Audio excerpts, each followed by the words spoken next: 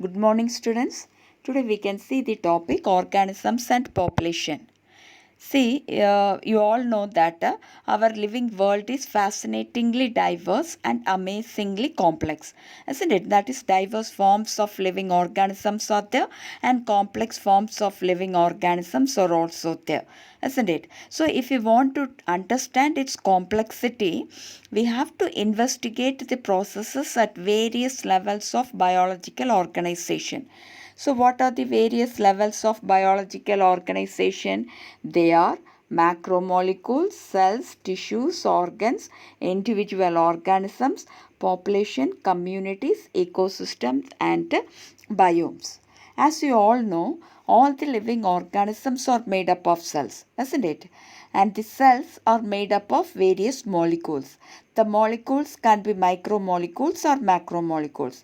Micromolecules are simple sugars like glucose or amino acids or the nitrogenous bases like adenine, guanine, thymine, cytosine, etc. Isn't it? And macromolecules are proteins, carbohydrates, lipids, or nucleic acids, etc. These all are macromolecules. So these molecules join together to form the cells, and the cells join together to form the tissues, and various tissues join together to form the organs, and different organs join together to form the organ system, and all these organ systems will coordinate with each other and forms the organism, isn't it? About this you have studied in your lower classes. Now the higher level of biological organization include population, communities, ecosystems and biomes. So what is a population? Population is a group of organisms of same species living in a particular area. Okay, a group of organisms of same species living in a particular area is called population. What is a community? It is also a group of organisms having a particular characteristics, and they live in a similar area and the same place. That is said to be community. So what is community? A group of organisms having a particular characteristics and they live in a particular place. That is said to be as a community. Then what is ecosystem? Ecosystems are the functional unit of ecology or biosphere, isn't it? An ecosystem is a biological community of interacting organisms and their physical environment. That is, the living organism interact among themselves as well as with the abiotic environment. Okay, so what is ecosystem? A biological community of interacting organisms and their physical environment. Then what is a biome? It is a large naturally occurring community of animals and plants which occupy a major habitat. Okay, what is biome? A large naturally occurring community of animals and plants which occupy a major habitat. Major habitat means a large habitat like a desert, forest, etc. Okay.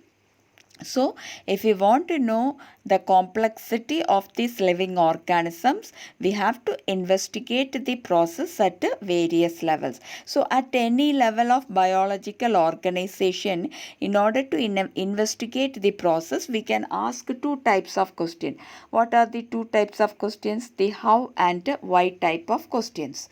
See, for example, in the early morning, we can hear the bird singing, isn't it? So, suppose if a bulbul is singing, we can ask two type of questions to understand the process. So what are they? How, the one is the how type of question and other is the why type of question. That is, how does the bird sing or why does the bird sing? So these two questions we can ask to investigate the project. So the how does the bird sing will tell us about the mechanism behind the process, and why does the bird sing will tell us the significance of the process. Okay, so the how does the bird sing question will give the answer how the bird is able to sing. That is, it tells us about the operation of the voice box, that is the functioning of the voice box. How the voice box will be functioning due to the vibration of the bone present in it. So what bones are there? It is the soft bone or the cartilage, isn't it? So due to the vibration, due to the movement of the air, this bone will be vibrating and accordingly the sound will be produced. So how does the bird sing? For that question, the answer will be the mechanism of the working of voice box. That is due to the vibration of the bone, the sound will be produced. Then why does the bird sing? For that, the answer will be, that is, the bird need to communicate with the mate during the breeding season. That gives the significance of the process, isn't it?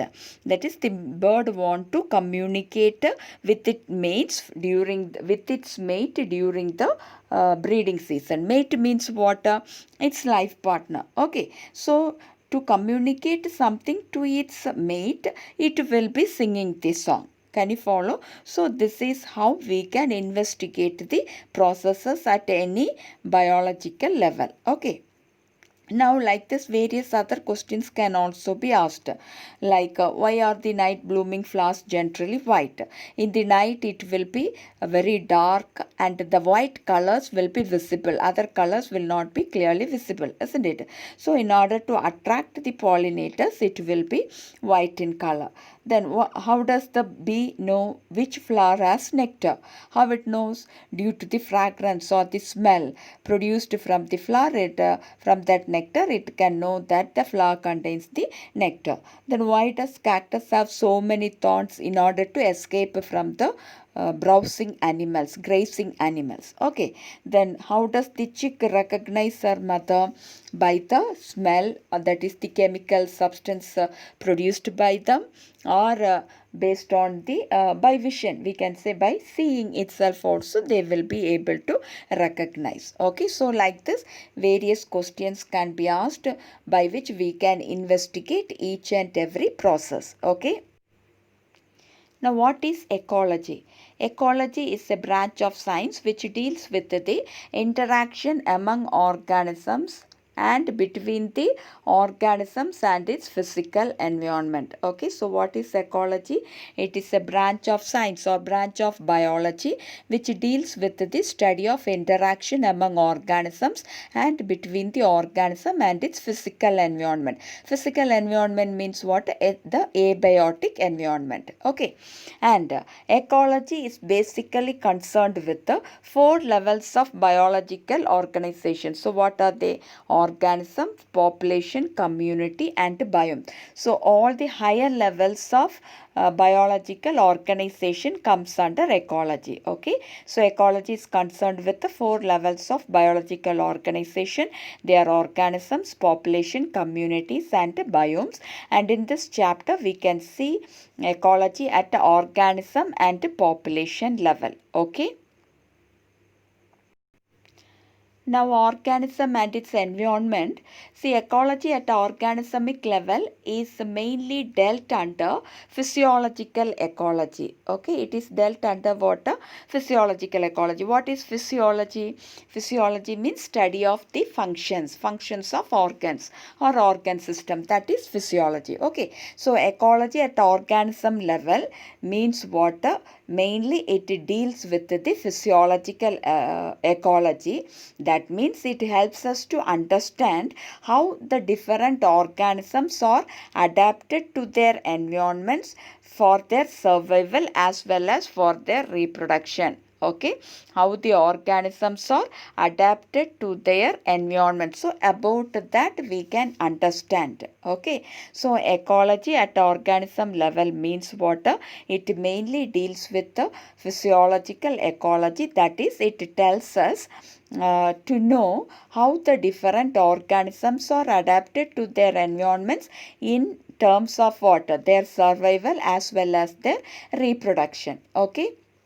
So, adaptation is seen in this organism. So, adaptations are as a result of the functions performed by the organisms. Okay. So, based on their functions, they are adapted to survive as well as reproduce in a particular environment. See, you might have studied that due to the rotation of our planet Earth around the sun as well as due to its own tilting in its own axis, or due to the tilting of the earth in its own axis, the annual variation in the intensity and duration of temperature occurs, which result in distinct season, isn't it? Different seasons are formed as a result of that. Okay, that is due to the rotation of our planet earth around the sun, and due to the tilting of the earth in its own axis, it causes what? Annual variations in the intensity and duration of temperature.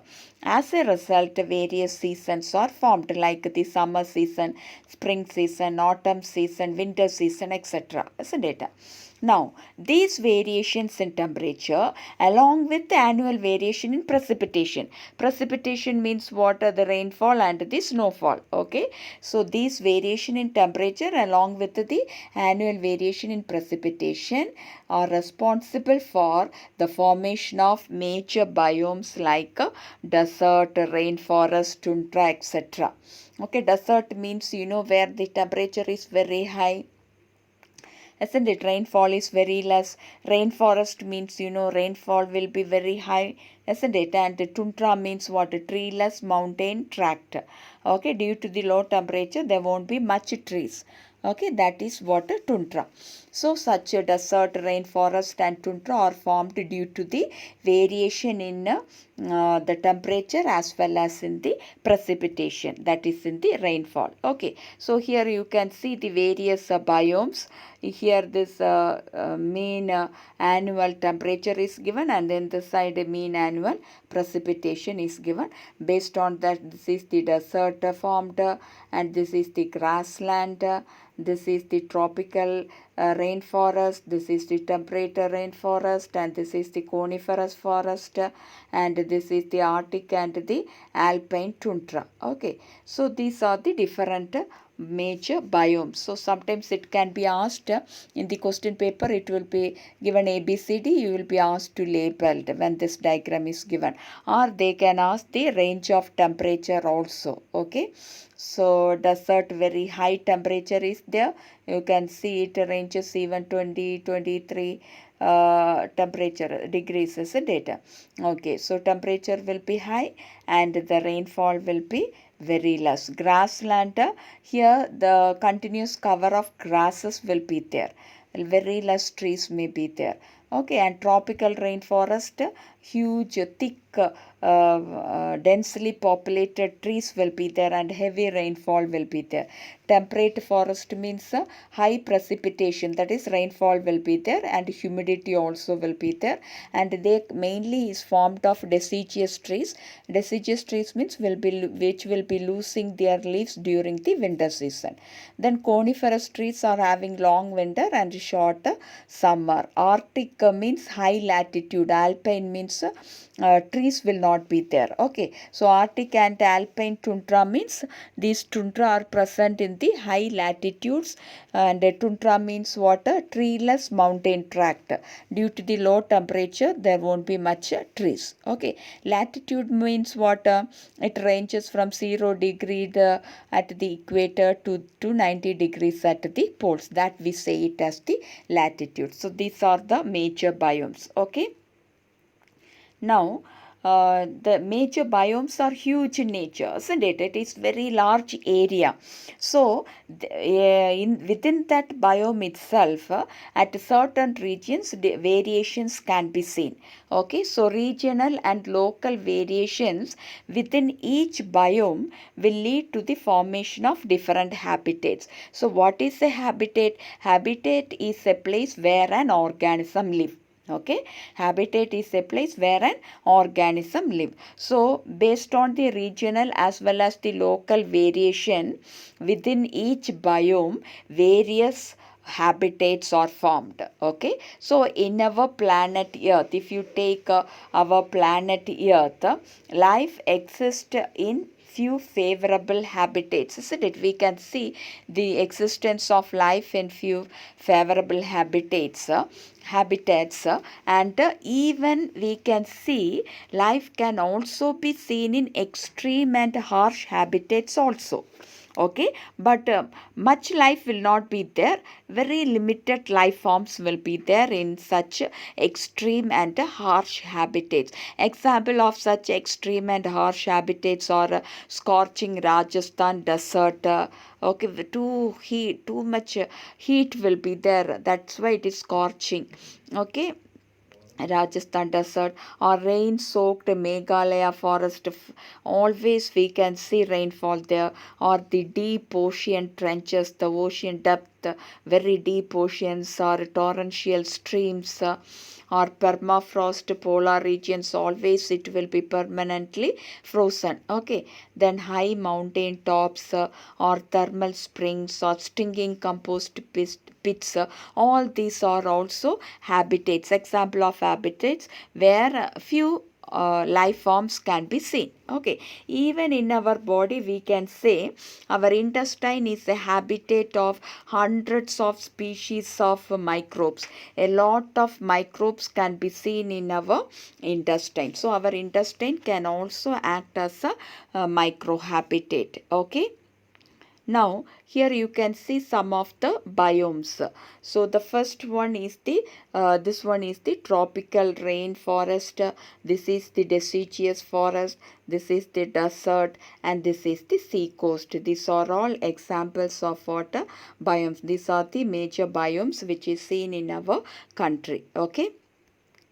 Now, what are the key elements that lead to variation in such biomes? You see, different biomes, different biomes show variation in them, isn't it? What is responsible for the variation in these biomes? Actually, it is due to water, the temperature, water, light, and soil. The key elements that lead to variation are temperature, water, light, and soil. All these are physico-chemical variation. That is the abiotic components which lead to the variation. Okay, so any habitat if you take, it is having both biotic component and abiotic component. Okay, the habitat includes the physico-chemical, that is the abiotic component, as well as the biotic component. Abiotic component is water, temperature, water, light, soil. They all are the abiotic components. And what are the biotic components? The biotic components are the living organism, that is, it includes the animals and plants. Okay, so in that animals and plants itself, it includes the pathogens. Pathogens means what? They are the microorganisms which cause diseases. Then the parasites which live on other organisms and get the nutrients from them. Predators which kill other organisms and eat them as their food.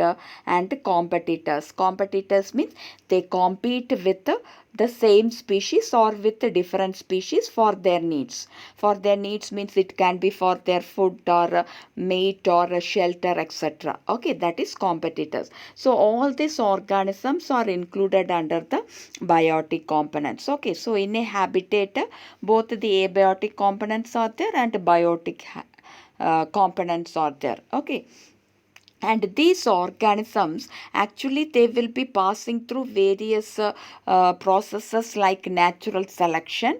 Okay, and they will be evolving, and as a result of that various adaptations they gain in them, and that adaptations help them for their survival and reproduction in its habitat. Okay, so these organisms will be passing through natural selection. Natural selection means if an environment is not suitable or if it is not available, then that organism may not be able to survive. Or if competition occurs, due to the competition they may not be able to survive, only some may be surviving. Okay, so they will be naturally eliminated from this habitat or from this biosphere itself.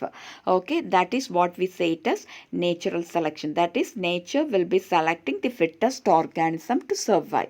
Okay, so the organisms, all these organisms will be passing through such natural selection, and they will be evolving, and due to such evolution they will be developing certain characteristics which help them to adapt themselves for their survival and reproduction in a particular habitat. Okay. Now, you should know one more term, that is niche. What is niche? Each organism, Each and every organism, I told, in a particular habitat, an organism will be surviving, isn't it? So that organism is having an invariably defined range of conditions that it can tolerate. Okay, it can withstand a particular temperature or a particular environmental condition, and it can utilize the diversity of resources found in that region, and a distinct functional role it will be playing in the ecological system. Okay, and all this together is said to be as a niche. So what is niche? Each organism is having an invariably defined range of condition that it can tolerate. That is, each organism is capable of tolerating a particular range of environmental conditions, and it can utilize the diversity of resources available in that environment, and it can play a very distinct functional role in that ecological system or in that environment, and all this together we say it as a niche. Okay, so habitat is just, we say, a place where the organism lives, and niche means it includes all this, that is the place where it is living, by which it can tolerate the conditions, and it can utilize the resources, and it plays a major role in that environmental system. So all this will be comprising together to form the niche. Okay, I hope you might have understood this. Okay.